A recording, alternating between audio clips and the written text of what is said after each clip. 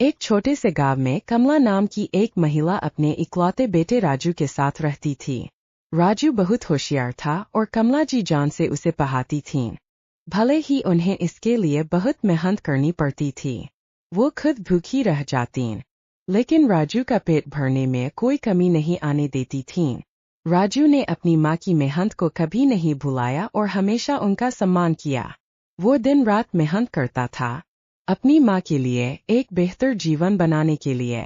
सालों की मेहनत के बाद राजू ने एक बड़ी कंपनी में नौकरी पा ली। उसकी सफलता ने कमला के चेहरे पर खुशी की लहर ला दी। लेकिन समय के साथ राजू की जीवन शैली बदल गई।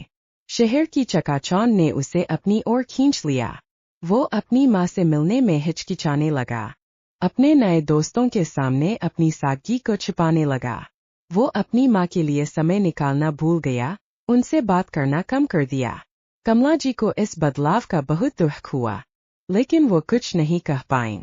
वो अपने बेटे से दूर होते हुए भी उससे प्यार करती रहीं। एक दिन कमला जी बीमार पड़ गईं।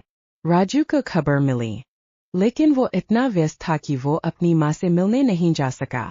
उसने सोचा कि वो बाद में मिल लेगा, लेकिन वो बात कभी नहीं आया। कमला जी की तबीयत दिन ब दिन बिगड़ती गई। आखिरकार एक दिन वो इस दुनिया से चली गईं।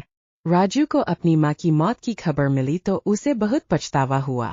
उसे एहसास हुआ कि उसने अपनी माँ के लिए कितना कम समय दिया। अपनी माँ के कमरे में राजू को अपनी माँ की एक पुरानी डायरी मिली। उसमें कमला जी ने लिखा था, मेरे प्यारे राजू, जब तू छोटा था तब मैं तुझे दुनिया की सारी खुशियाँ देना चाहती थी। आज तू बड़ा हो गया है, तेरे पास दुनिया की सारी खुशियाँ हैं, लेकिन तेरी माँ नहीं है।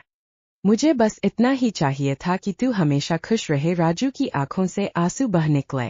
उसे अपनी माँ की याद आई, उनकी मुस्कान, उनका प्यार। उसे एहसास हुआ कि दुनिया की कोई भी चीज अपनी माँ के प्यार की जगह नहीं ले सकती। वो अपनी माँ को खो चुका था और उसे ये दर्द हमेशा रहेगा।